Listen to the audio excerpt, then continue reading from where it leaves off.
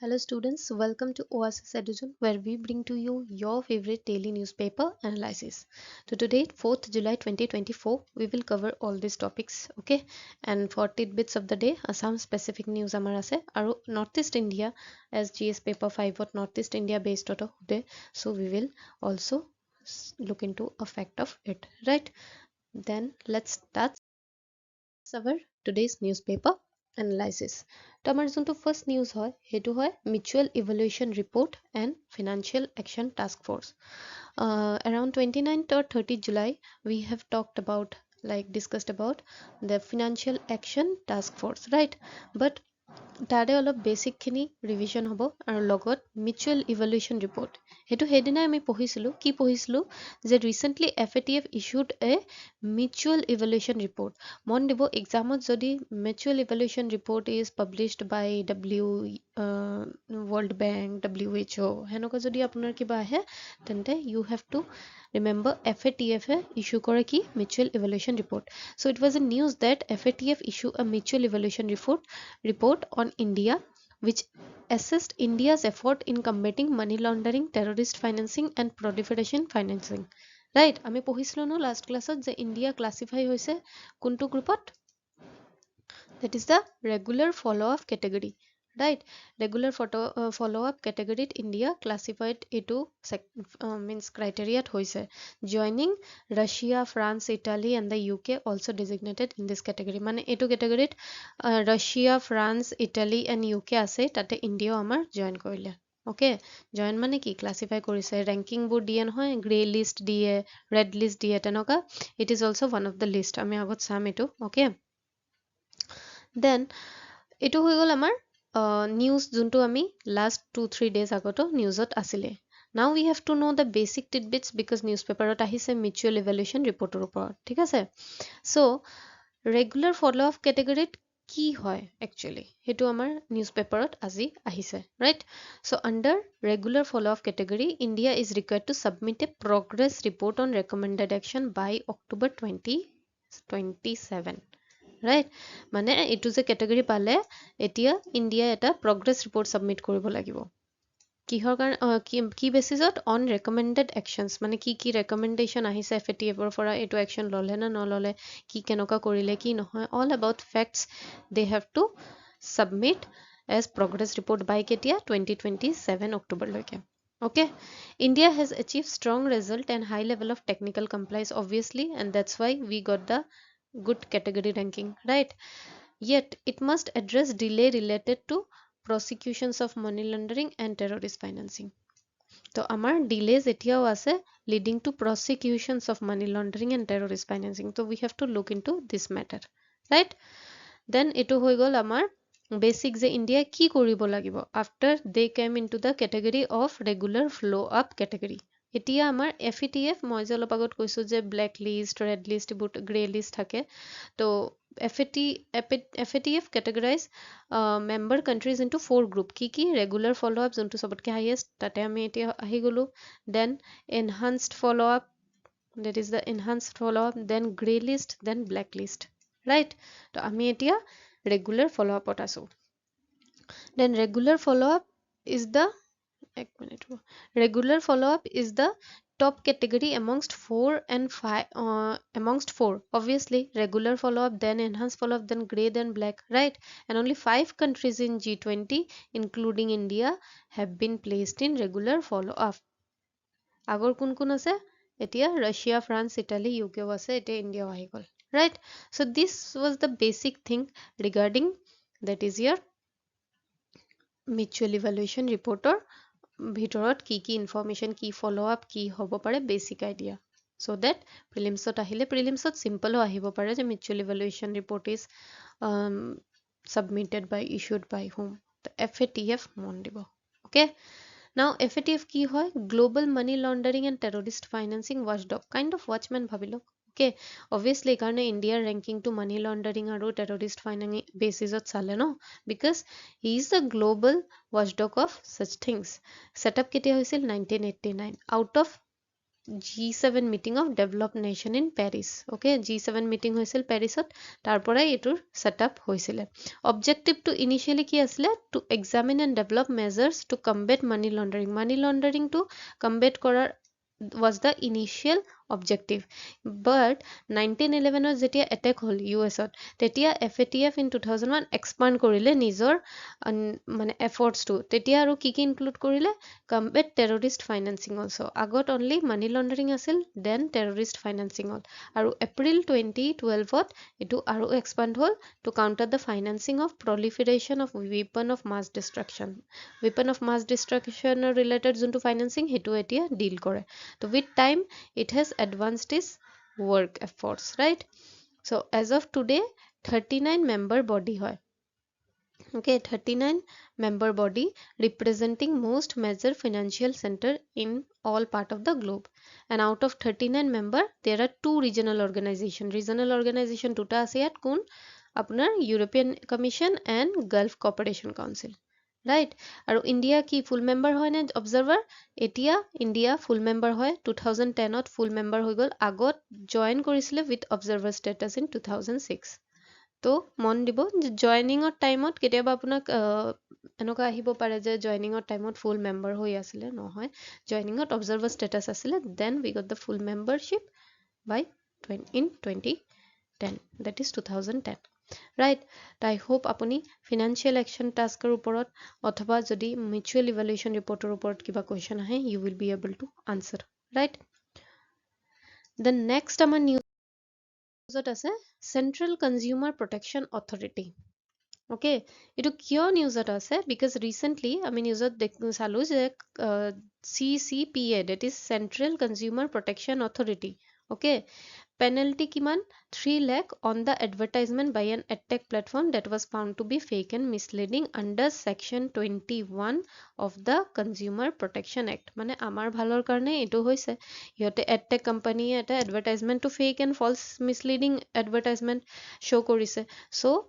it was penalized by 3 lakh rupees. By whom? CCPA, that is Central Consumer Protection Authority. Okay, to news to কেতিয়াবা মনত ৰাখিলে যদি এইটো function হোদে you can able to answer যে আপোনাৰ মনত আহিব okay, he has the right to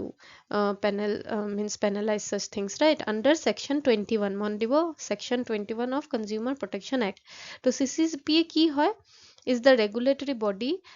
established কোনটো section 10 or underত Consumer Protection Act 2019.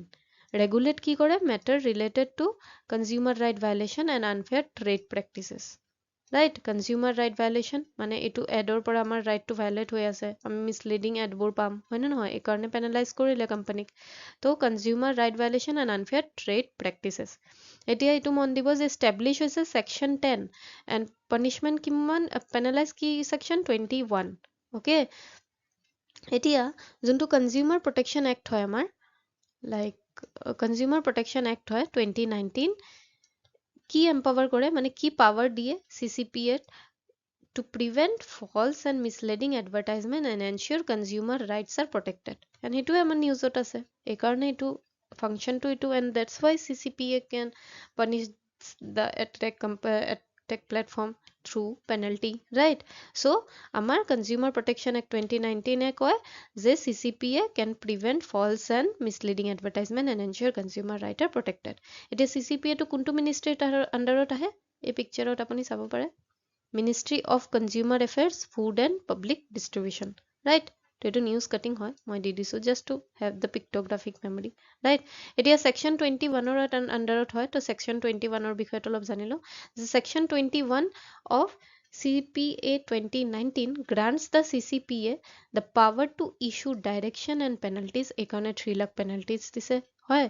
against false and misleading advertisement. It provide definition of misleading advertisement, মানে misleading advertisement এইটো নহয় যে মই কৈ দিলো এইটো misleading হয়, মোৰ কামত অহা নাই তো এইটো misleading হৈ যাব. There is some definition in their own organization, right? So power of the CCPA মানে কি এইটো section 21 কি আছে, কি provide কৰে, definition of misleading advertisement, power of CCP কি হয় সেইটোও mention আছে, then penalties কি হ'ব পাৰে, penalties কিমান হ'ব পাৰে, imprison up to 2 years and fine up to 10 lakh. তো এতিয়া কিমানৰ ফাইন হৈছিল 3 lakh তো 10 lakh লৈকে maximum fine কৰিব পাৰে right 10 lakh লৈকে and 2 years আপোনাৰ imprisonment দিব পাৰে আমাৰ এতিয়া protection consumer protectionৰ বাবে কি initiative আছে নে বাৰু জানে নে that is the consumer welfare fund consumer welfare কাৰণে fund then central consumer protection council okay then consumer protection rules 2021 consumer protection e-commerce rule 2020 and national consumer day যাতে আমি aware থাকো যে আমাৰো right আছে গভৰ্ণমেণ্টত আমাৰ right আছে হুদাৰ we have the right to complain about the wrong products আপুনিও কৰিব পাৰে যদি কিবা consumer forumত গৈ right তো তেনেকুৱাই আৰু তো national consumer day আমি কেতিয়া celebrate কৰো কোনবা জানে নেকি it's 24th of December right তো ইটো হৈ গল আমাৰ central consumer protectionৰ ওপৰত basic tidbits right এতিয়া আহিলে বোৰ আপুনি মন দিব কোনটো মিনিষ্ট্ৰি হয় কোনটো এক্ট হয় পেনালাইজ টু কোনটো সেকশন এস্টাব্লিশমেন্ট টু কোনটো section okay so this is the basic things regarding CCPA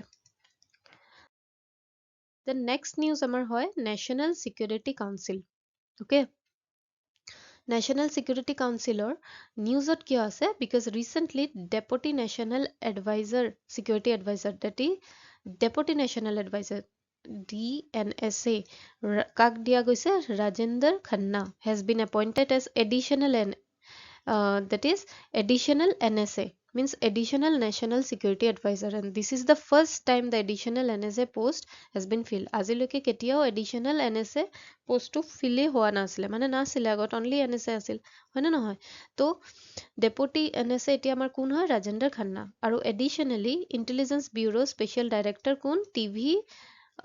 Ravichandran has been appointed as deputy NSA okay তো ইটো আমাৰ কি হল like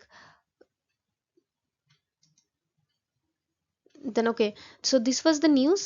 এতিয়া আমি জানিলো আপুনি সবে জানে যে current NSA কোন হয় আমাৰ Ajit Doval serving a third term and he is the longest serving NSA in Indian history মানে ইণ্ডিয়াৰ হিষ্ট্ৰীত আমাৰ longest serving third term complete with a tenure of 10 years and আমাৰ first country first NSA কোন আছিল Brajesh Mishra right তো এটো হৈ গল আমাৰ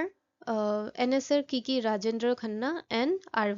TV Ravichandran হিটো মন দিব okay এই দুইজনৰ নামটো মন দিব they are appointed as deputy national security advisor এতিয়া আমি জানিলো যে national security council টো কি হয় right it was established in 1998 by government of then prime minister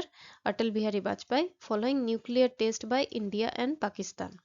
okay and it is the apex body for national security management in India obviously national security council মানে আমাৰ national security to manage কৰিব right আৰু এটো ফৰ্মেশনত আগত কি হোৱা আছিলে prior to the formation to কেতিয়া হল established 1998 তাৰ আগত কি ইমান বছৰ আমি after independence কোনে চালে এইবোৰ বস্তু so prior to the formation of NSC the function related to national security were carried out by principal secretary to the prime minister okay কোনে কৰিছিলে principal secretary to the prime minister আৰু এতিয়া NSC যোনটো আমাৰ national security council headed by prime minister and the NSA act as the secretary of the NSC মানে Ajit Doval is the NSA তো Ajit Doval act as the secretary of north national security council and national security council head কোনে কৰে prime minister okay and আমাৰ NSA যোনে হয় Ajit Doval also act as the primary advisor to the prime minister right এইকাৰণে কেতিয়াবা আপুনি ফটোজবোৰ চাব NSA আপুনি দেখা পাইছে জাগে নৰেন্দ্ৰ মোদীৰ লগত মিটিং কৰি থকা কথা পাতি থকা নিউজত তেনেকুৱা পেপাৰ পিকচাৰ্ছবোৰ আহে নহয় তো তেনেকুৱা মন দিব আৰু okay so NSA prime minister কিবাটো এটা আছে অফিচিয়েল ৰিলেশনছ right তো because national security council headed by prime minister আৰু তাৰ লগত NSA আমাৰ থাকে secretary of NSC আৰু plus primary advisor হয় prime minister কোন NSA that is now Ajit Doval headquarter ক'ত হয় obviously New Delhi হ'ব হয় না নহয় so this was the fact regarding NSC right NSC ৰ structure টো কি হয় তাত তিনটা টায়াৰ থাকে okay 3 tyre like first tier কি strategic policy group right strategic policy group মানে কি হয় চেয়াৰ কোনে কৰে cabinet secretary okay আৰু তাতে গ্ৰুপটোত include কোন কোন হয় আৰু chiefs of armed forces intelligence bureau and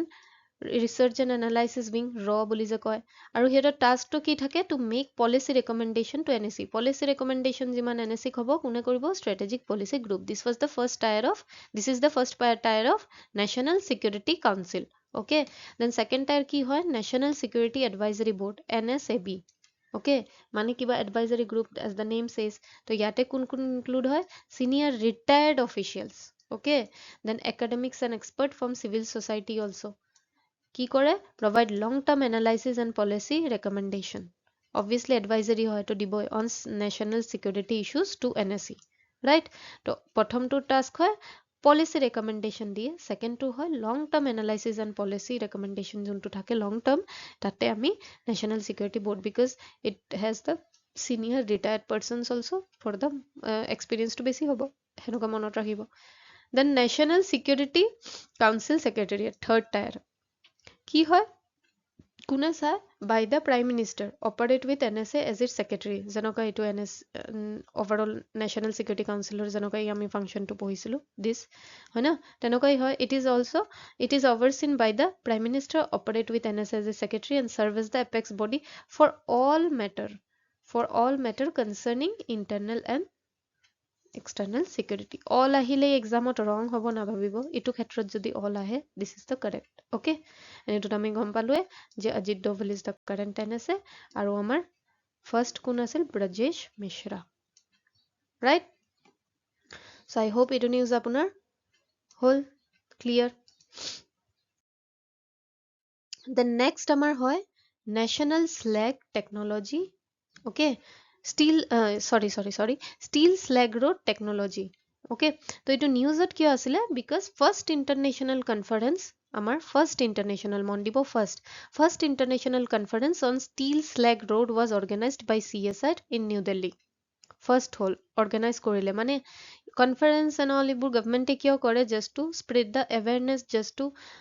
let us know কি এইটো বস্তু কিমান হ'ব পাৰে গোটেই communities আমাৰ ইণ্ডিয়াৰ যাতে গম পায় হয় না নহয় বস্তুটো যে কি এক্সিষ্ট কৰে কি নহয় also নীতি আয়োগ released the guideline for the utilization of steel slag in road construction okay নীতি আয়োগে guidelines release কৰিছে কিন্তু organized by CSIR okay তো steel slag road technology হয় কি basically this technology uses steel slag মানে metal waste from steel production হলে বহুত metal waste ওলাই নহয় তাকে আমি কি কওঁ steel slag okay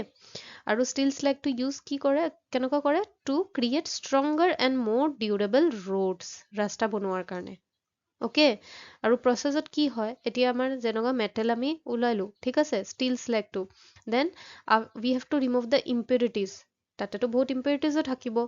and metal content from the slag okay and using it as an aggregate for road construction আগত impurities বোৰ ওলাম তাৰপিছত আমি construction তো these are basic things মই আপোনাৰ অলপ আইডিয়া কাৰণে দিছো যাতে অলপ story formatত মনত থাকিলে এক্সামত ৰাইট কৰাৰ চান্সটো বেছি থাকে হয় না নহয় then this process steel slag has high strength hardness abrasion resistance skid resistance drainage capacity obviously এইবোৰ যেতিয়া আহিব question যদি statementত আহে আপুনি মনে মনে ভাবিব roadটো কেনেকুৱা হলে আপোনাৰ সুবিধা হয় strong হ'ব লাগিব hard হ'ব লাগিব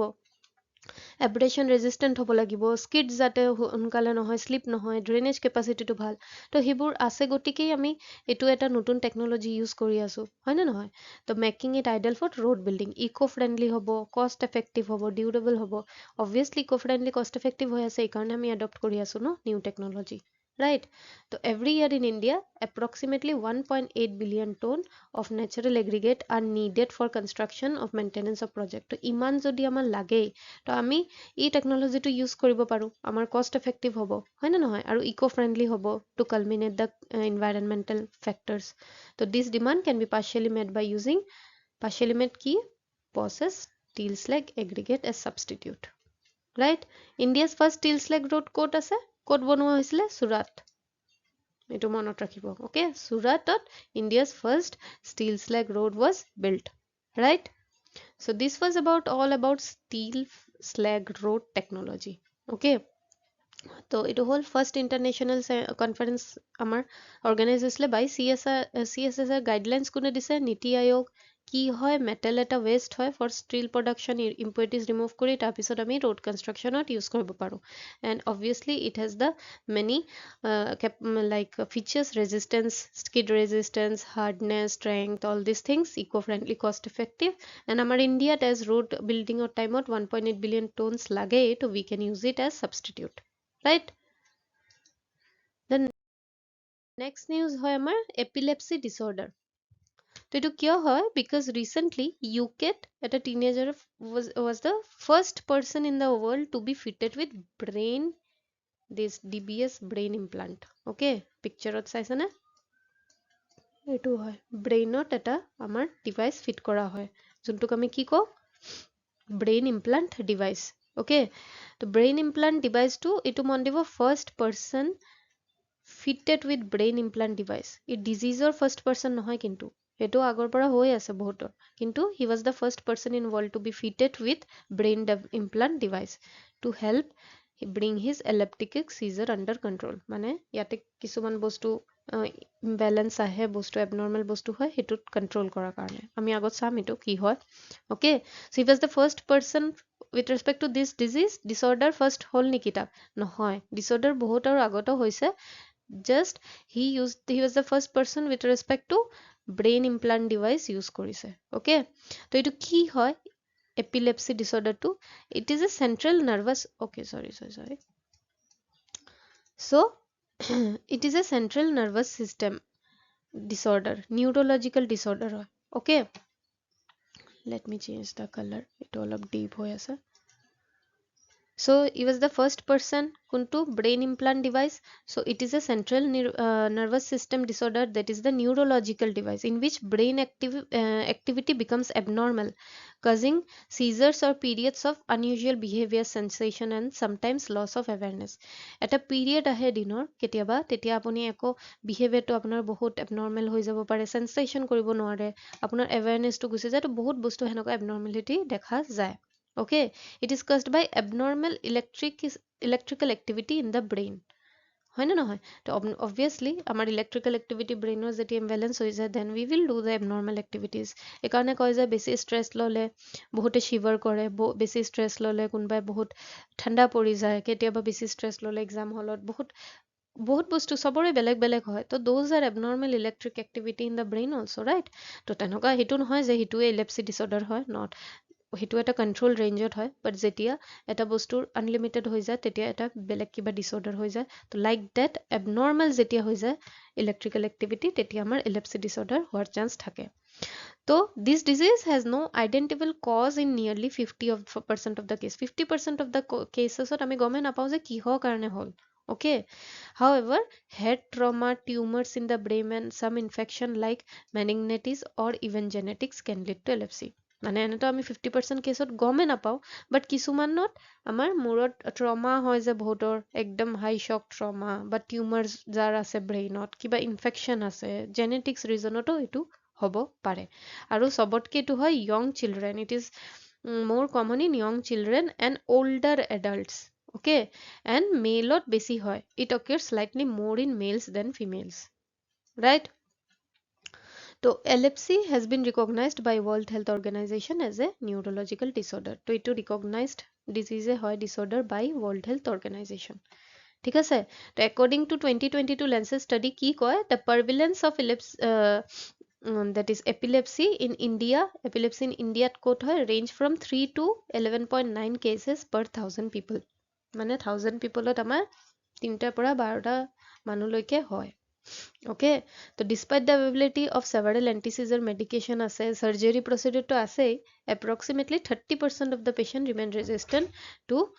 treatment মানে যিমানে treatment কৰা হোক 30% of the patient remain resistant মানে treatment কৰিলেও হিহঁতৰ কামত নাহে okay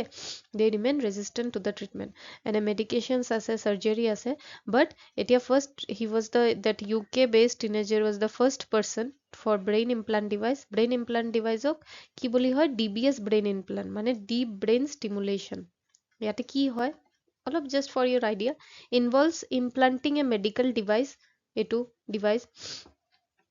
robot ek second this is the device right এই যে স্কোয়াৰটো আপুনি চাইছে গ্ৰে কালাৰৰ হয় না তো implanting a medical device right with electrodes এই ইয়াতে electrodes পাইপৰ নিচিনা যে চাইছে ন এই এৰিয়াত electrodes হয় that deliver mild electric currents to specific brain region linked to seizures এই যে imbalance আমাৰ electrical activity টো হলে এইটো হয় ন abnormal তো electric currents to deliver কৰে এইটো okay unlike surgery that removes brain tissue surgery brain tissue to remove কৰা হয় DBS ত কি হয় it offer more targeted approach with potentially fewer side effect targeted approach obviously এটা জায়গাত fit কৰা হয় আমি electrical current deliver কৰিব পাৰো right with potential side effect টো অলপ কম হয় এনেকা দেখা গৈছে okay so this was the basic thing about epilepsy disorder এতিয়া যদি examত আহে disorder related disease related prelims ত আহে right prelims ত disease related questions আহে so you can mark it correct hopefully okay তো এইবোৰ মনত ৰাখিব যে 30% পেশেন্টত যেনেকুৱা ৰেজিস্ট্যান্ট হ'ব পাৰে ট্ৰিটমেন্ট থাকিলে যে সবৰ ওপৰত এটো কাম কৰিব হেতু কথা নহয় হেতু ক্ষেত্ৰত ঠিক আছে so this was in news so that's then fact in news আমাৰ আসাম স্পেসিফিক কি হয় আৰু নৰ্থ ইষ্ট স্পেসিফিক এটা আছে এটা আপোনাৰ like that is the annual post harvest and thanksgiving festival in newsত UPSC to match the following hudibo pare APSC to hibo pare so it is like behedin kham festival meghalaya sorry jodi moi mispronounce hoy ase okay but exam or karone junto important hoy take it positively right je exam ot ahile apuni bhul na koribo okay so it is a two syllable word in which behede mane is a first word to that is the behede means drive away aru last word junto kham ase means disease to drive away the disease etu monot thakibo etia behede kham okay so this festival is celebrated annually in July hoy okay and after the sowing period as a thanksgiving to God for a bumper harvest jate harvest to amar harvest to bhal howa karone bhagwanok thank you koa hoy and also keeping disease at bay e karone apuna drive away disease to etu mon dibo meghalaya etu celebrate hoy etia jodi pronounce jodi bhul kori ase hitut acha belek kotha apuna meghalayar pora friend ahile apuni hudi lobo bhal হেতু কিন্তু exam point of ভিউৰ পৰা আপোনাৰ যদি এইটো term হেতু মনত ৰাখিব drive অৱে disease মিনিংটো হয় and if a term like this appears then it is from Meghalaya okay festival annual festival হয় তো এজ নৰ্থ ইষ্টৰ ফেষ্টিভেল বহুত কালচাৰেলি এনৰিচ হয় কিবা এটা মিনিং হয় বহুত বস্তু it's the culture right you can give the example in ethics also' if you like believer of god and all this things হেতু scientific versus the spiritual stuffs and গডৰ ওপৰত যোনটো টপিকত আপুনি ক'ব পাৰে যে আমি কালচাৰেলি ট্ৰেডিশ্যনেলিও আমি ভগৱানক থেংক ইউ বুলি কওঁ এগ্ৰিকালচাৰবোৰ কৰোঁতেও আমাৰ এনেকুৱা ফেষ্টিভেল এটা নাম দিয়া গৈছে যাতে ফেষ্টিভেলৰ আমি এটা নামত আমি ভগৱানকো থেংক ইউ ক'ব পাৰোঁ তাতে মানে মানুহে মানে বিলিভ কৰে দেয়াৰ ইজ চাম universal energy right so'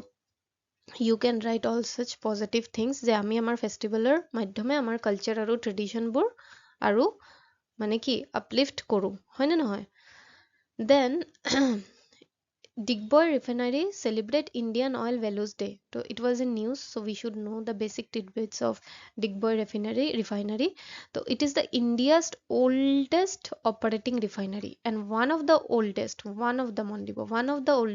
refineries in the world. India's oldest hoy or world er majot one of the oldest. Quote ase Tinsukia district of Assam. Okay, Digboi Refinery is known as birthplace of oil industry in India. জন্মস্থান oil ইণ্ডাষ্ট্ৰীৰ এইকাৰণে India's ওল্ডেষ্ট না it was commission in 11 December 1901 okay and it has the distinction of being Asia's first refinery এইটো কোন হয় that is the Digboi Refinery and one of the oldest still in operation okay এটো কাহানীটো কি হয় oil ওয়াজ এক্সিডেন্টালি অইলটো ডিসকভাৰ হৈছিল কেতিয়া 1867 যেতিয়া ৰেলৱে লাইন বহাব মানুহে তাতে ট্ৰাই কৰিছিলে okay ফ্ৰম ৰেলৱে ডিপাৰ্টমেন্ট যেতিয়া ৰেলৱে লাইন বহাই আছিলে ডিগবৈ এৰিয়া তেতিয়া এক্সিডেন্টালি অইল ডিসকভাৰ হ'ল okay and চালে যে it was just found sipping out in dense jungle in Tinsukia district and then digging for oil was started in 1889 and refinery setup ketia hol Digboi 1901. So 1867 accidentally discover hole. Oil to dig kora ketiar pora start hole, that is 1889, and refinery setup ketia hole 1901. The historic Digboi refinery has been termed as Gangotri of Indian hydrocarbon sector. Etu monot rakhibo, Gangotri of Indian hydrocarbon sector. Kak koa hoy? Digboi refinery. Right? Then আমাৰ আজিৰ news এইটো আজি নিউজতো আছিলে চ' এইটোৰ answer কৰিব যে March অডিচি recently news launch কাৰ দ্বাৰা কৰা গৈছে okay so' you have to answer it then আমাৰ লাষ্ট ক্লাছৰ আনচাৰ কি হয় both 1 and 2 National Payment Corporation of India NPCI help in promoting financial inclusion obviously আমি এটিএম কাৰ্ড এইবোৰ কি যিমান আমি ফেচিলিটি লৈ আছো চবে এতিয়া ৰুৰেল এৰিয়াটো ইউজ কৰে তো it is about financial inclusion right and also NPCI has launched RuPay that is a card payment system ATM card আমাৰ যে RuPay থাকে নহয় RuPay লিখাই থাকে আপুনি দেখা পাইছে that was launched by NPCI right তো এইটোৰ আনসাৰ হ'ব both 1 and 2 তো it was in last class তো এইটো আপুনি জানে যোনে জইন কৰিছে already so it was an initiative of covering the most important current affairs topics with respect to GS paper 5 এতিয়ালৈকে 15 topics হ'ল আমাৰ okay so you can enroll now also for the last minute revision of most important current affairs topic PDF you will get so that you can revise also I am giving the highlighted and like keywords so that you can revise the keywords only before examination okay so this was it for today's session okay I hope you like the session and if you like the session please do share okay comment your answer for the quiz and do subscribe our channel so okay have a good day bye bye